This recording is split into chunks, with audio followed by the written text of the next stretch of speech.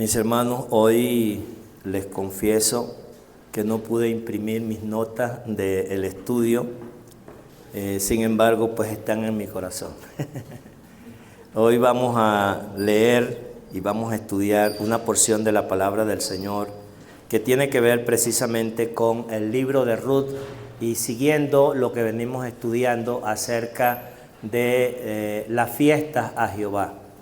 Y la semana pasada estuvimos abordando esa parte que tiene que ver con,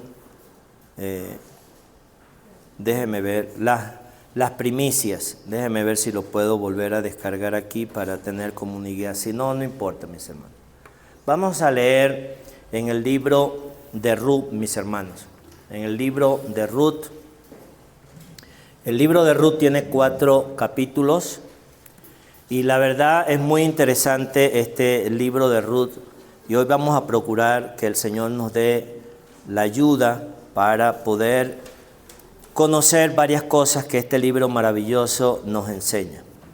Vamos a empezar en el versículo 1 del capítulo 1. Dice: aconteció en los días que gobernaban los jueces que hubo hambre en la tierra. Y un varón de Belén de Judá fue a morar en los campos de Moab. Él y su mujer y 2 hijos suyos, y el nombre de aquel varón era Elimelech, y el de su mujer Noemí. Y los nombres de sus hijos eran Malión y Kelión, efrateos de Belén de Judá. Y llegaron pues a los campos de Moab y se quedaron allí. Vamos a ir leyendo varias porciones para ir comprendiendo un poco el tema que el Señor ha puesto en mi corazón. El domingo pasado estuvimos hablando sobre el tema de la fiesta de las primicias que se celebraba justamente en la cosecha de la cebada. Pero ahora todo este acontecimiento del libro de Ruth en su contexto histórico estaba pasando justamente en lo que era la cosecha de la cebada. Pero hay algo interesante que antes de, vamos a llamar así, los 10 años que ellos pasaron en Moab. Yo quiero ayudarles porque yo sé que ustedes han leído seguramente este libro varias veces.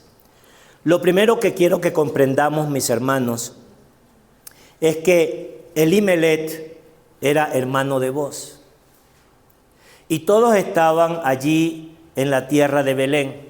Y cada una de las palabras, de los nombres, esto tiene un significado, esto tiene una revelación extremadamente profunda.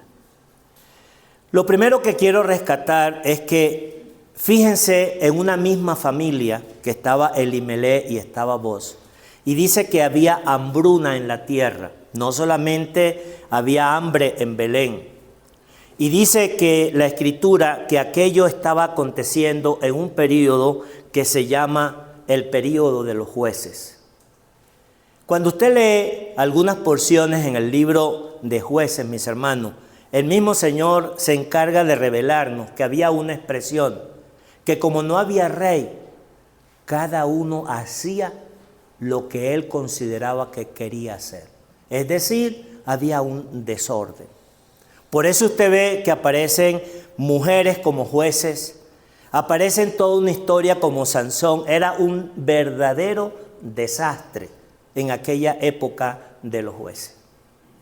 Pero volvamos y quiero que nos recreemos en la escena de Elimelech y de Boz, 2 familias. Uno estaba soltero y el otro estaba casado con Noemí. Pero este buen hombre que había tenido la misma formación que su hermano Boz, él le dice a su mujer: no, aquí no hay más nada que hacer, aquí hay mucha hambre. Entonces voltea para el jardín de enfrente y dice: allá eso está más hermoso, vámonos para allá.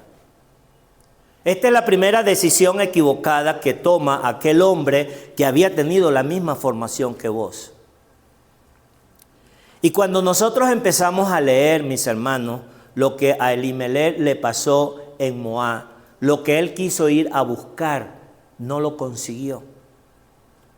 En lugar de quedarse en aquel lugar de Belén Efratea, que cuyo nombre de Belén, cuando usted ve el nombre de lo que significa Belén,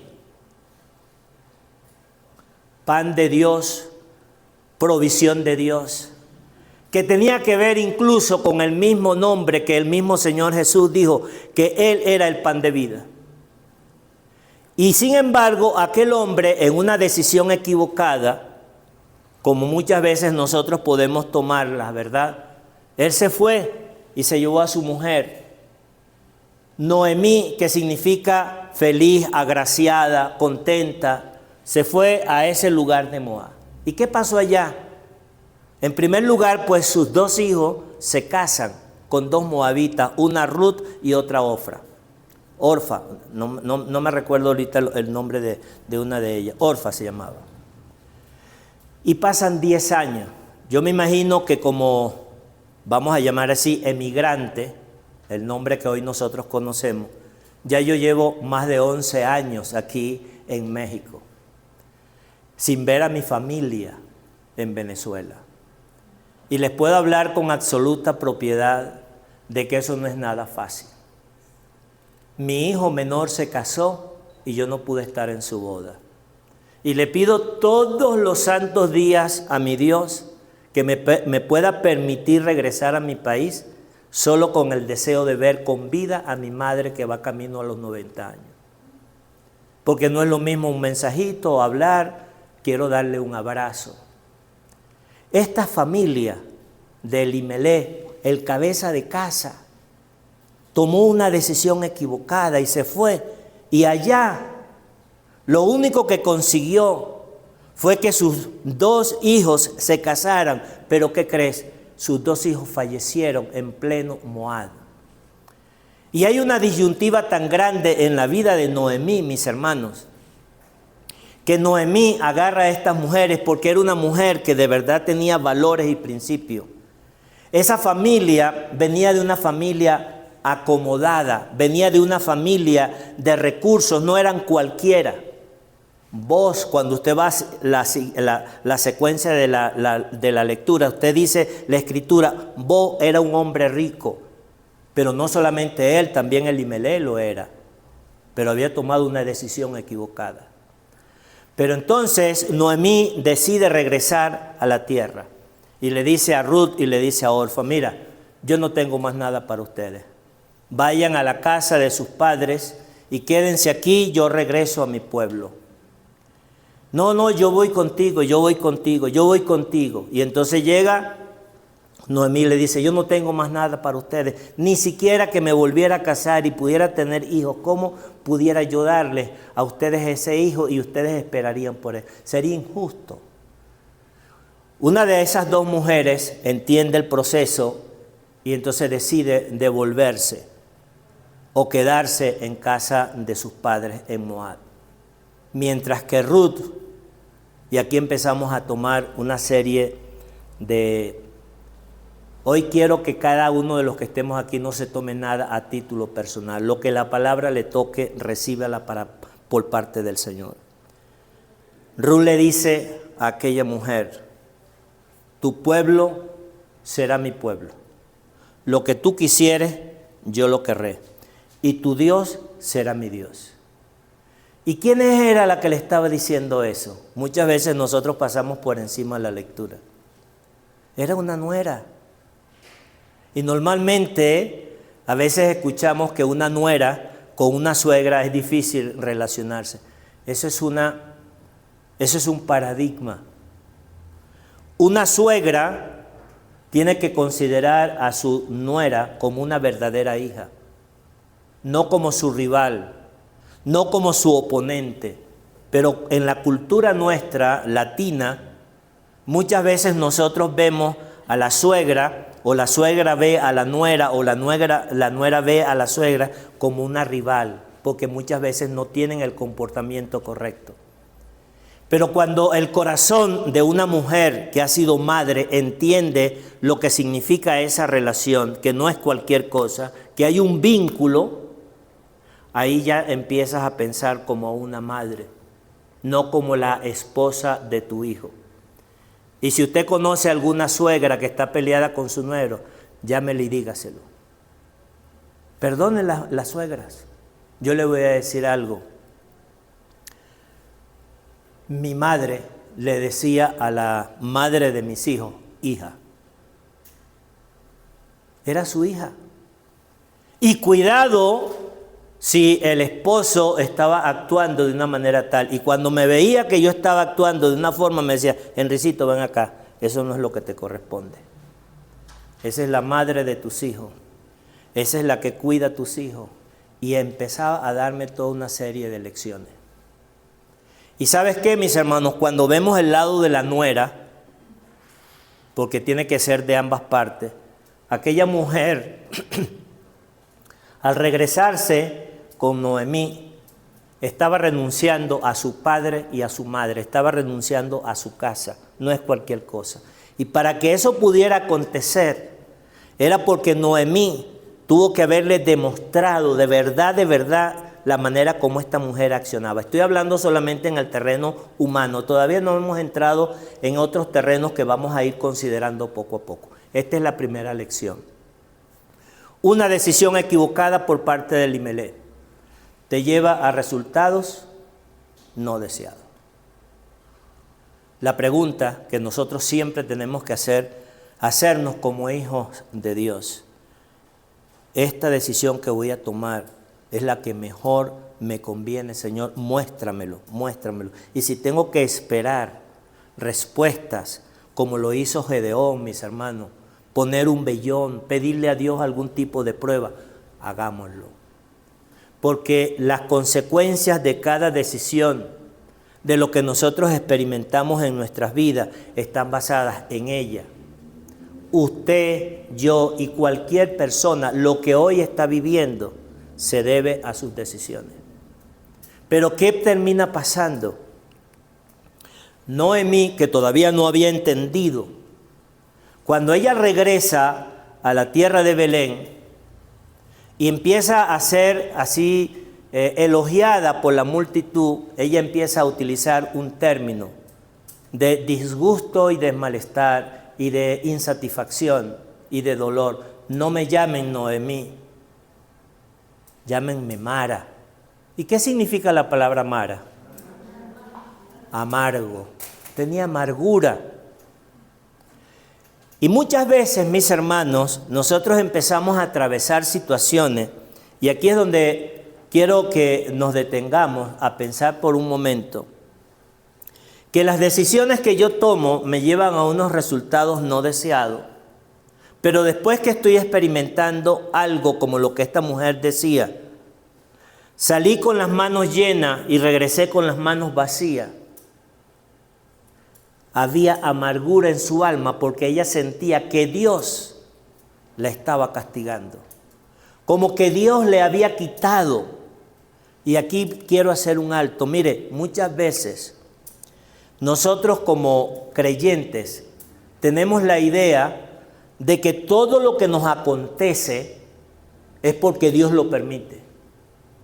Y nos olvidamos de lo que la palabra de Dios enseña, de que el hombre tiene libre albedrío.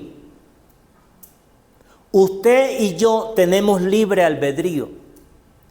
Y que aun cuando nosotros entendemos de que algunas cosas pueden acontecer porque Él lo permite, no necesariamente, sino que eso que nos acontece está diseñado y está como resultado en base a las decisiones que usted y yo hemos tomado. Y no podemos culpar a Dios. Y esta lección lo vamos a ir aprendiendo a medida que vamos estudiando este libro. Este era el contexto de lo que estaba pasando. Un desconocimiento total de Dios. Cada quien hacía lo que quería. Elimelech no había entendido de los planes y propósitos de Dios y llegó a dudar de la fe. Porque vos, aun cuando no tenía familia, uno pudiera decir, bueno, vos se quedó. Vos también estaba atravesando una situación de hambruna. Imagínese un agricultor porque tenía empleados, tenía servidores para poder sembrar la cebada y el trigo. Y sin embargo, se aguantó. Es lo que nosotros llamamos resiliencia. en términos humanos. Pero en términos espirituales, Booz siguió confiando en su Dios. ¿Cuál es la lección? Mis hermanos, que nosotros podemos atravesar momentos en nuestra vida donde podemos perder nuestra fe. Hermano Henry, ¿usted lo ha experimentado? Sí, muchas veces. Lo importante es que a pesar de que esas cosas acontezcan, Dios tiene una infinita misericordia, y esa es otra cosa. Que cuando a nosotros nos acontecen hechos y situaciones, Dios, a pesar de, actúa por su misericordia, y nosotros tenemos que entenderlo. Noemí, al final en el capítulo 4, cuando aquella mujer le da un hijo que se convierte en su nieto, empezó a comprender todo el plan y todo el proceso que Dios tenía para con ellos. La siguiente cosa que quiero mencionarles, mis hermanos, es que en este libro de Ruth aparecen 5 mujeres mencionadas. No solamente aparece Ruth, no solamente aparece Noemí. Muchas veces nosotros vamos pasando por rápidamente la lectura y no nos damos cuenta. Ya al final del capítulo 4 de Ruth, mis hermanos, se mencionan 2 mujeres como Raquel y Lea, o Lea y Raquel, y eso tiene una razón de ser. Y luego se menciona también a otra mujer llamada Tamar, o Tamara, no me recuerdo ahorita exactamente el nombre, pero creo que se llama Tamar, que fue reivindicada como esposa de Judá, aquel hombre que quiso engañarle y después tuvo que meterse a aquella mujer para que la pudiera reivindicar, y le recordó luego ella a Judá: acuérdate lo que hiciste. Y todo tenía un plan de Dios, todo venía encaminado con un propósito. Y esto es interesante porque Ruth, que era moabita, se regresa con Noemí y llega a los campos de Belén Efratea. Y miren lo interesante, mis hermanos, llegan con las manos vacías. Una lección que muchas veces lo tomé para mí y que me hizo llorar profundamente cuando estaba leyendo esa porción. A veces tenemos que perderlo todo. ¿Es lo que Dios desea? No.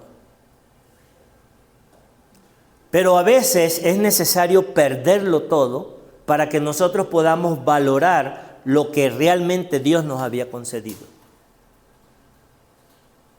Y eso va desde un familiar, un pariente, dinero, salud, lo que sea.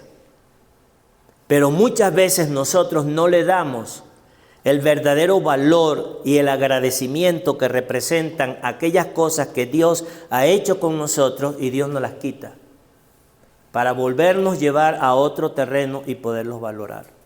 Y eso lo hace con las naciones, eso lo hace con los individuos, eso lo hace con la familia. Y tenemos que preguntarnos qué cosa yo he experimentado.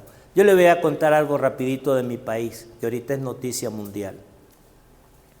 En Venezuela nosotros caminábamos sobre oro. Cuando un venezolano iba a Miami, usted sabe el nombre que le decían: llevo 2.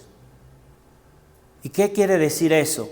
Si veía un reloj que costaba $1,000, le parecía barato, dame 2. Veías una blusa, llevo 2. Era una cosa impresionante. Y llega un momento, mis hermanos, en donde no hay agradecimiento a Dios. No hay agradecimiento de lo que recibimos. No hay agradecimiento de los gobernantes. ¿Y sabe lo que termina pasando? Termina pasando que, así como le aconteció a la nación de Israel, Dios lo tuvo que llevar a lugares extranjeros para que ellos supieran lo que habían perdido en esa tierra que Dios les había prometido, que se llamaba tierra que fluye leche y miel. Pero llegó a un momento de tanta escasez que tuvieron que salir huyendo, perseguidos. ¿Para qué era eso? Para que descubrieran que había un Dios que los había sustentado en el desierto durante 40 años con un maná que todavía no lograban entender. Que en el desierto Fueron así picados por serpiente y Dios les puso una serpiente de bronce que cuando miraban se sanaban. Que tenía una nube durante el día que caía precisamente para protegerlos de la inclemencia del sol. Y que durante la noche, para poderlos proteger, había una columna de fuego para que calentara al pueblo. Y durante 40 años se les olvidó. ¿Usted cree que eso le pasa a la nación de Israel? A usted y a mí también se nos pasa. Y la lección que nosotros vamos a experimentar y vamos a aprender de este libro de Ruth, que yo te invito a que lo leas. Mira, esta semana, como el domingo pasado estuvimos hablando de las fiestas de las primicias, mis hermanos. Cuando llegué a casa, y yo le dije a mi esposa, aquí la tengo por testigo, Susi, pero nosotros no estamos practicando esto que yo estoy enseñando el domingo. Lo tengo en mi cabeza, pero de verdad, le estoy entregando a Dios lo primero. Dije, no puede ser, Henry. No te puedes convertir en una teoría. No puede ser información que estés transmitiendo. Te lo tienes que aplicar tú. Mis hermanos, y tenía ya algún tiempo que había dejado de empezar el día antes de hacer cualquier otro tipo de cosa. Probablemente usted ya lo hace, pero quiero que ahora lo haga conscientemente. De sentarte a leer la palabra y a orar. Y después voy a hacer lo que tenga que hacer. Y así lo hice, mis hermanos. Y pregúntele a Susi que la primera impresión que yo tengo, se los voy a compartir porque de que esto es una familia. Vengo publicando, haciendo videos desde hace más de 11 años en mi canal de YouTube. Y precisamente como no había dado el valor de lo que eso representaba, bueno, eso estaba ahí como que está bien, pero no atribuyéndole a Dios lo que yo estaba recibiendo. ¿Qué hizo? Ese canal, por las razones que se hizo así, llegó a tener más de millones de vistas y llegó a cero. Y entonces, por más que me forzaba, no pasaba de 200 vistas. El día que empecé, el día lunes, Señor, ayúdame, guíame, lo primero para ti. Voy a hacer el video después, voy a hacer esto después. Hice el video, mis hermanos. ¿Sabe cuántas vistas logró el video en caso aproximadamente de unas 4 o 6 horas? Casi 50,000 vistas, mis hermanos. Ah, usted puede decir, ¡qué casualidad! No, para mí no fue una casualidad. Yo sé qué es lo que está pasando. Porque después hice otro y fueron 20,000 vistas. Y después hice otro, fueron 15,000 vistas. Y después otro, y hoy, que vine para acá, me acosté anoche a las 3 de la madrugada, pero monté el video para hoy, el domingo, y ya lleva más de 20,000, casi 30,000, no sé ni cuántas, porque ya entendí de que depende de Dios, no de mí. Dígame, mis hermanos. Pero con fuerza, diga, porque es para usted. Eso es. Mis hermanos, no es la parte teórica ni informativa. Es poner en práctica lo que Dios nos va enseñando. Aquella mujer Ruth, moabita, gentil, representa a la iglesia. Y cuando salió de allí de Moab y llegó a la tierra, mire lo maravilloso. No conoce quiénes son los parientes de Noemí ni nada de eso. Estaba en toda plena cosecha de la cebada. Y deja a Noemí, su suegra, y ella sale a buscar. Y llegó, voy a utilizar una palabra para ver si usted lo nota, por casualidad a las tierras de Booz. Y te hago la pregunta, ¿sería casualidad, mis hermanos? ¿Sería que ella entendía todo eso? Pues no, mis hermanos. Había un plan, había un propósito, había una providencia.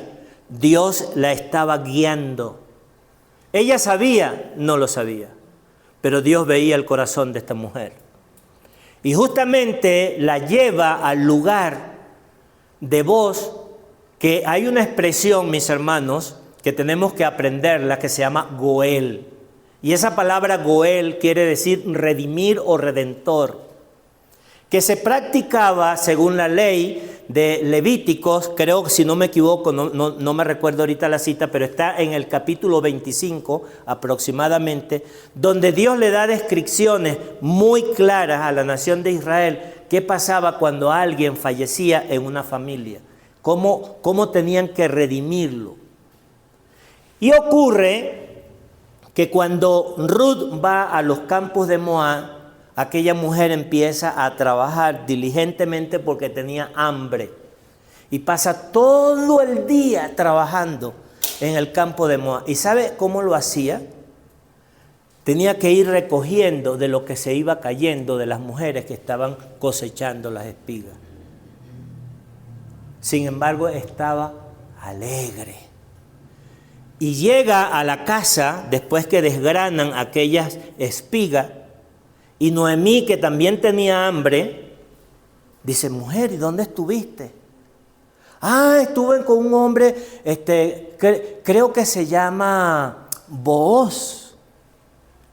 Era el cuñado de Noemí. ¿Estuviste en casa de Booz? Él puede redimirnos. ¿Cómo crees? Sí. Pero me dijo algo, le dice Ruth la moabita a Noemí. Me dijo que no necesitaba salir a cualquier campo, que me quedara en espigando. Y entonces le dice Noemí a su nuera: bien haces, no vayas a otro campo. Y entonces Booz, que para ese momento todavía no sabía quién era, pero había algo maravilloso que le llamó la atención, la diligencia y la forma de trabajo de esta mujer. ¿Se acuerdan de lo que hablamos en la mañana de la palabra propósito? ¿Sí se recuerdan? Muchas veces nosotros no nos damos cuenta que ese propósito, pero aquel hombre dice: esta mujer tiene una diligencia muy grande. Y le dice al jefe de todos los que estaban: ¿y quién es ella? Entonces todo el mundo estaba enterado. Ella es la nuera de Noemí, la que estaba en Moab, en donde perdió a su marido y se regresaron sola, sin nada. ¡Ah, caramba! ¿Qué lección estaba dándole Booz ahora a esta mujer después que estaba escuchando? ¿Sabe lo que hace, mis hermanos? Una moabita extranjera le dice: ven a mi casa, vamos a comer. Y la acerca y comen. Una extranjera con unos judíos. Aquella mujer no podía estar menos que sorprendida, porque sabía que eso no era la costumbre de la nación de Israel. Y le dice: ¿por qué has hecho esto conmigo? ¿Sabe las palabras de Booz hacia ella? Porque he oído de tu comportamiento. He oído de que dejaste a tu padre y a tu madre y viniste a este pueblo que no es tu pueblo. Y que además de eso, has confiado en el Dios de la nación de Israel. Y aquella mujer se postró en su rostro en tierra: bendito seas. Y es cuando él le dice a ella: no vayas a ninguna otra parte. Y mira esto. Llama a las mujeres que estaban trabajando con él y le dice: les voy a pedir algo, entréguenle a ellos parte de lo que está haciendo. Y cuando ustedes vayan caminando, háganse como que se les caen cosas de todo el manojo para que ella empiece a recogerlo.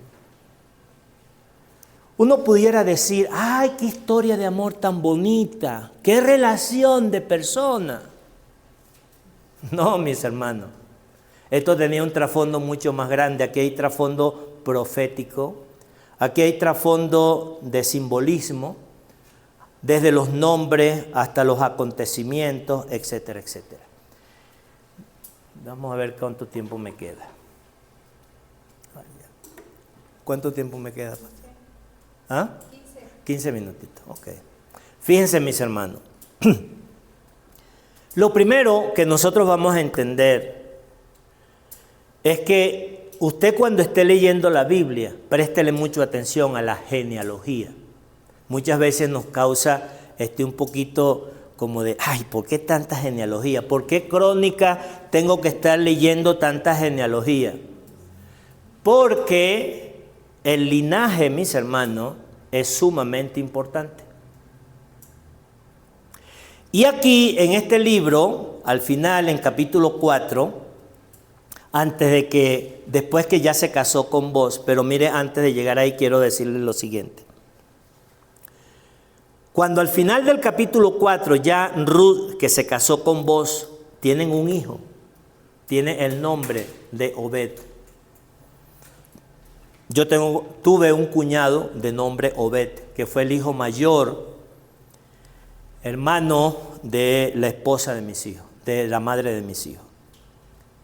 Y esto siempre me llamó la atención porque del linaje, mis hermanos, es impresionante cómo una moabita, como una extranjera, que viene por la línea precisamente de estar perdiendo todo, ahora se convierte de que el linaje del rey David venía precisamente de Ruth. ¿Usted se imagina eso? Y que no solamente eso, sino que ahora de ese linaje de David procede el mismo Señor. Aquí hay varias cosas que tenemos que entender.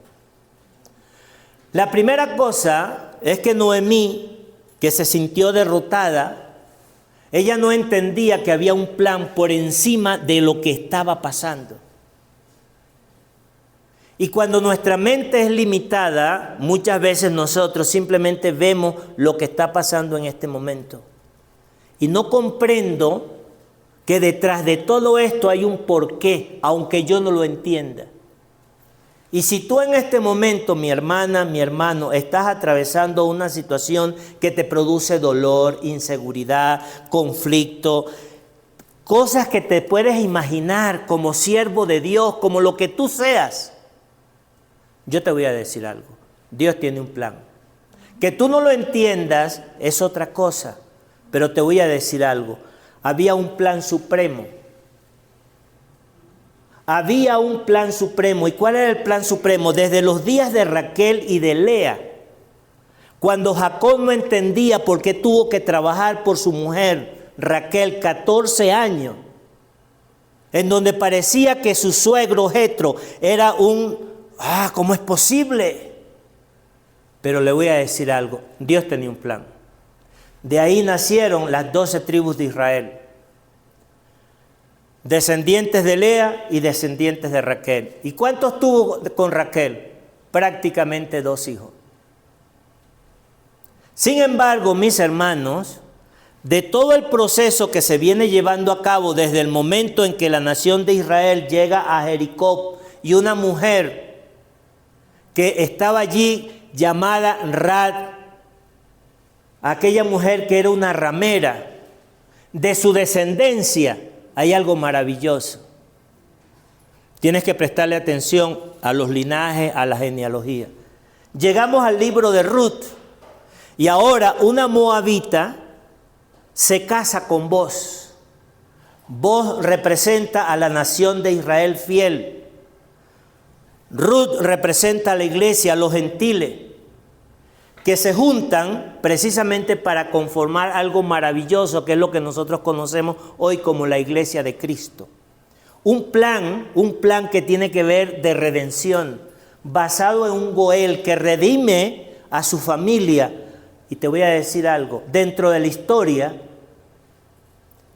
hubo un momento en donde justamente le dice aquella mujer moabita a Ruth, le dice, mira, quiero que te arregles, quiero que te vistas, porque hoy vos en su casa va a ser una fiesta, porque ya es como la finalización de la cosecha de la cebada. Y prepárate, pero que no te descubre el rostro. Cuando él se quede dormido después de aquellos tragos de vino que se haya tomado y que esté ahí acostadito, tú llegas y te le acuestas en sus pies, pero que él no te descubra. Y así lo hizo aquella mujer, porque él está en condición de redimir. Y quiero que esto le prestemos atención, porque muchas veces podemos pasar por alto esta parte que es tan maravillosa. Dice la Escritura que aquella mujer llegó en la noche oculta, bien arreglada, bien dormidita, y se le puso a los pies de Booz cuando Booz estaba dormido. Y en la madrugada Booz se sobresalta porque descubre que tiene a alguien en sus pies. Y cuando la ve, le dice: yo soy Ruth. Y le dice: extiende tu manto porque eres pariente cercano. Y dice que aquel hombre se maravilló con el comportamiento de aquella mujer tan honorable. Y había una honorabilidad, mis hermanos, en un gentil que no había sido educado precisamente en los principios, en los conocimientos de Dios. Y yo me hacía la pregunta, porque no está escrito, ¿sería eso cierto? Pues no, mis hermanos. Ahí tenía una suegra que yo te puedo garantizar que esa mujer le enseñaba a sus nueras sobre los principios que habían y que practicaban en la nación de Israel. Y que aquella mujer, a pesar de estar allí como gentil, como así inconversa, como no conocer nada, esa mujer tenía los principios básicos de temor hacia Dios. Le había enseñado cosas fundamentales. ¿Cuál es la lección? Mis hermanos, enseña, educa. Tú no sabes en qué momento eso va a dar resultado. El resultado no es tuyo, la cosecha no es tuya, Dios la va a dar. Pero tú y yo estamos llamados en casa, de amigos, de familiares, de hablar de la palabra de Dios, de lo que tú crees, de lo que tú testificas, sin temor. Porque tarde o que temprano esas cosas van a prevalecer. Y cuando aquel hombre se sorprende, le dice: yo soy Ruth, un pariente cercano. ¿Por qué era un pariente cercano? Claro, porque su sobrino había estado casado con ella. Y entonces le dice: definitivamente, esto que has hecho en este momento es mucho mayor de lo que hiciste en el principio. Y dice: cubre tu rostro de nuevo y espera que llegue el día, que nadie te vea para que no sospechen de que tú estuviste en cama con un hombre y que estuviste haciendo cosas que no eran lícitas. Pero yo me encargaré de este asunto, porque yo no te puedo redimir, porque tengo otro pariente cercano que tiene el privilegio de hacerlo. Y así lo hizo. Cuando yo empiezo a leer estas cosas, mis hermanos, yo digo: qué honorabilidad, qué valores, qué principio. Ahí es donde hay temor de Dios. Conociendo que la voluntad de Dios puede estar por delante, y si es lo que corresponde, así va a ser. Pero no es esa mentalidad, como muchas veces nosotros decimos en un lenguaje coloquial, la viveza latina. ¿Cuál es la viveza latina? Véngase para acá, yo arrebato, yo quito, yo como. Ese no, él llamó a su pariente que le correspondía: vente para acá. Y aquí están las cosas que tenemos que aprender, mis hermanos, de toda esta historia. Llama a su pariente y llama a testigo, para que no sea su palabra por encima de la que él pudiera decir. Llama a testigo y pone a 10 testigos para observar todo lo que estaba pasando. Y le dice: mira, nuestra pariente ha regresado, Noemí. ¿Quieres redimirla? Y él, ni corto ni perezoso, le dijo: claro, yo la redimo. Era tomar la tierra, comprarla y tomar lo que era de Noemí. Pero en ese momento le dice: vos, me parece interesante,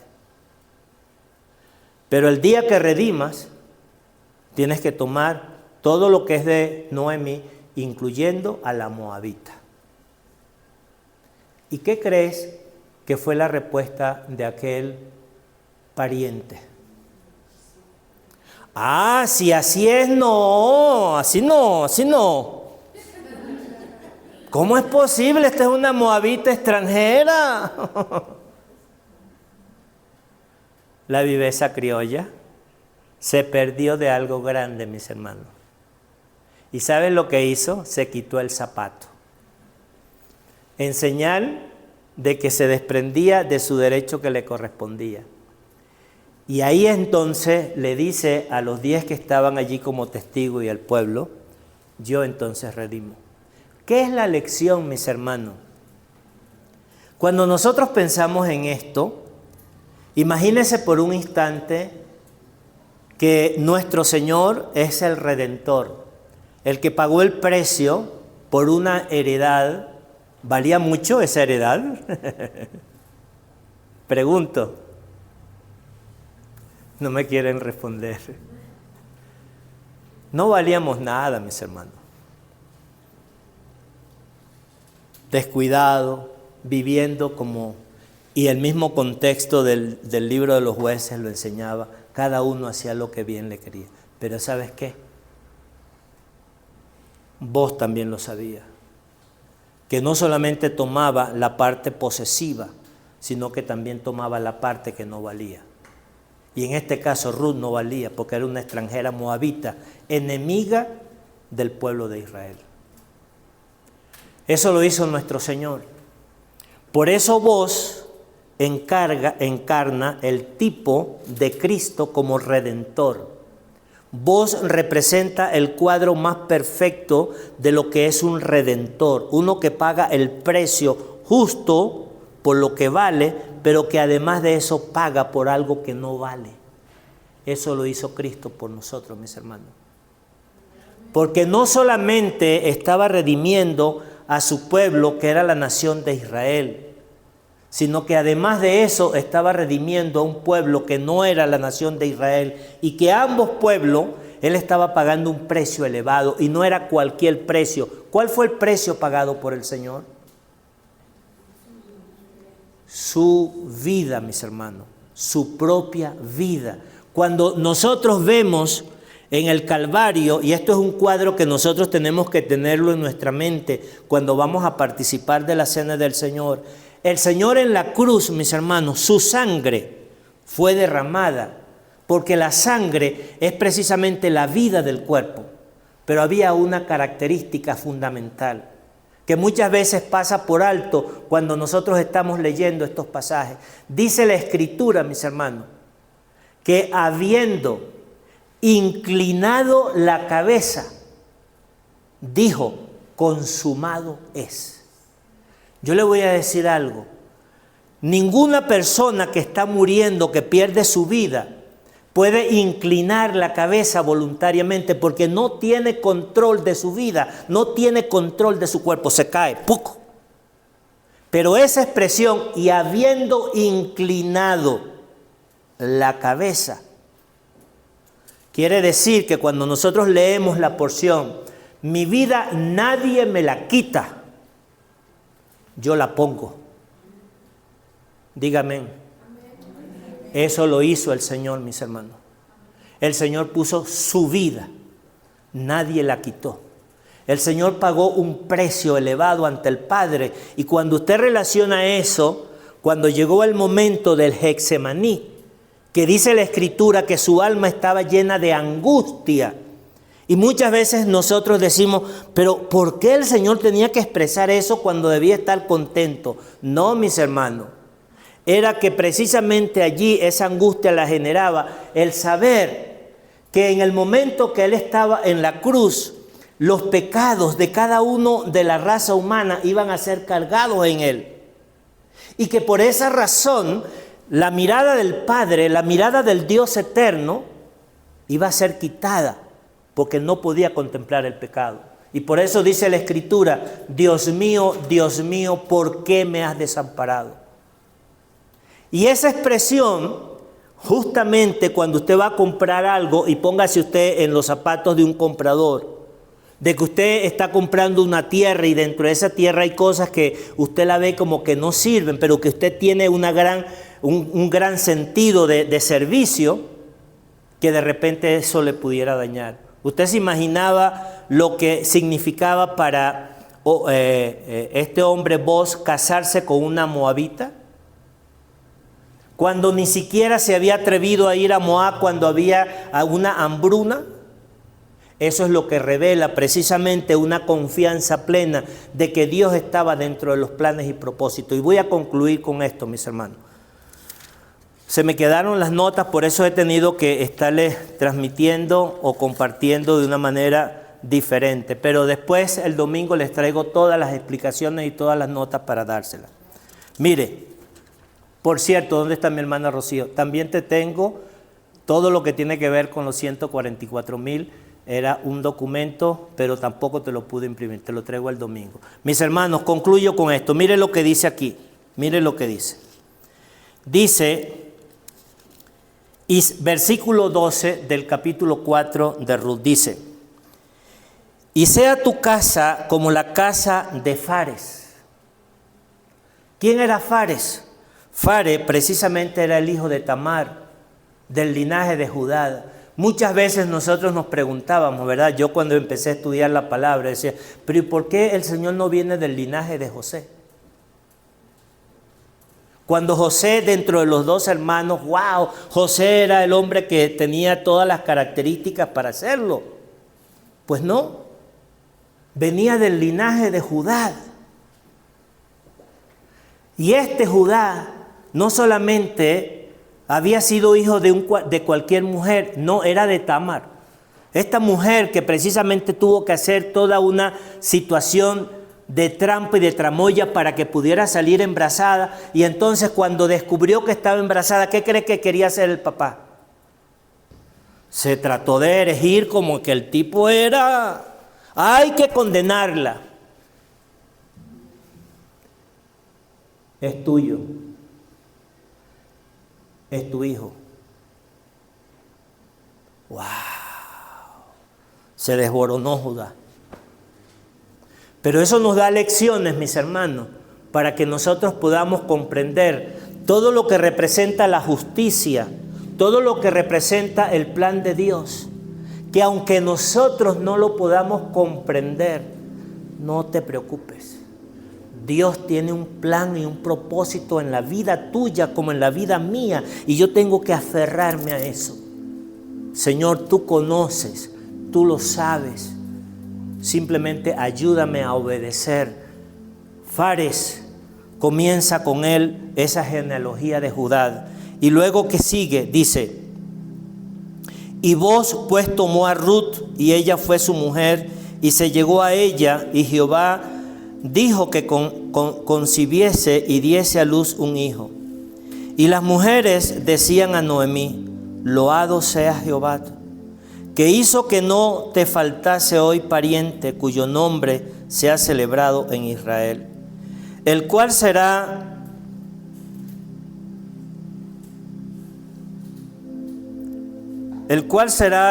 restaurador. Qué maravilla, mis hermanos. Restaurador. Eso es lo que ha venido a hacer nuestro Señor a nuestras vidas, un gran restaurador. Y luego dice, ¿a qué tipo de restauración? De tu alma. ¿Por qué? Porque la restauración en la vida de Noemí, ¿cómo se encontraba, mis hermanos?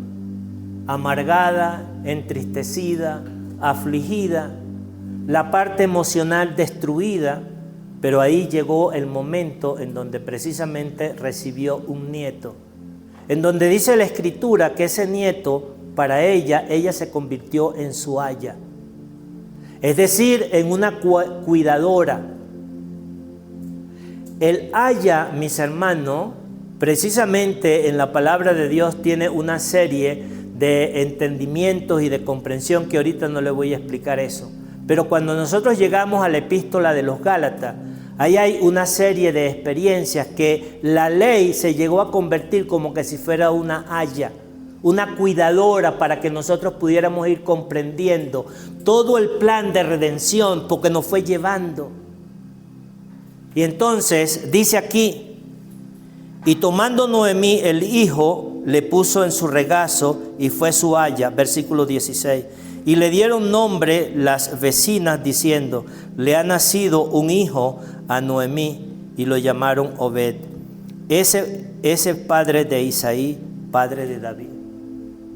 En otras palabras, que Booz se llegó a convertir en el abuelo ¿de quién? De David. Una cosa maravillosa, mis hermanos. Y luego, no solamente esto, sino que continúa la experiencia y llega cuando usted lee el Evangelio de Mateo. ¿Y por qué el Evangelio de Mateo? Porque el Evangelio de Mateo comienza con una genealogía que tiene que ver con el linaje real. Y cuando usted ve en Juan otro tipo de genealogías o ve otro tipo de interpretaciones, tienes que ir haciendo la unión de que cada uno de los evangelios presentaba al Señor Jesucristo como un tipo.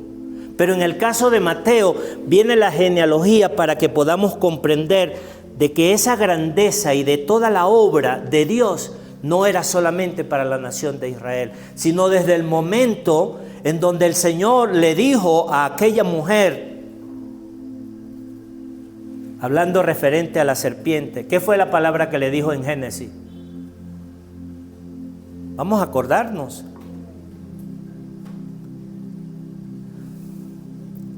Ella te herirá en la cabeza, o ella te herirá en el calcañar, y él te herirá en la cabeza. ¿A qué se refería?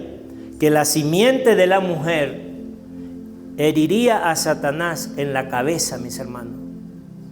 Pero no era la nación de Israel, era toda la creación. Mis hermanos, concluyo con esto que quiero que nos llevemos para nuestros hogares. La importancia de comprender la palabra de Dios desde el Génesis al Apocalipsis. Yo te invito que esta semana, además de tu lectura que tú llevas, todos los días, escucha o léete el libro de Ruth. Y el próximo domingo me dices si tu corazón no ardió, no lloró, no se quebrantó, no se alegró al darte cuenta de la grandeza de esa revelación que Dios ha querido que nosotros conociéramos. Pero dispón tu alma, dispón tu corazón en esa lectura, porque estoy seguro de que el próximo domingo, que vamos a estar reunidos en un ambiente de celebración, podamos nosotros contemplar lo que esto representa. Ponte de pie, mi hermano.